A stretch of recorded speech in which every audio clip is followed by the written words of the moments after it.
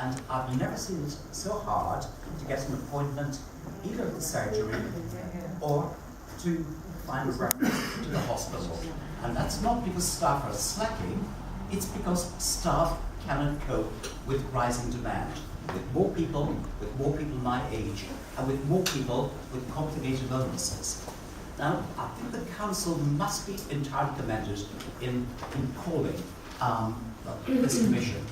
And one thing in particular, I won't go through what's been said excellently already by the table, but one thing is very notable about the commission. It was led by Hammersmith and Fulham Council. Thank you, Stephen. But it also got 4 other councils working together. Now remember, shaping a healthy future determines not just the health of people in this borough, of which I'm one, but also in the other boroughs. Destruction has been wrought on the health service across North West London, 2 million people.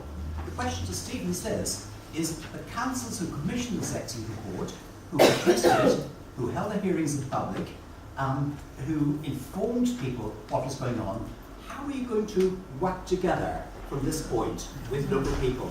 And I ask that because the government might try to ignore one borough, but it's very different when they're faced with 5 boroughs.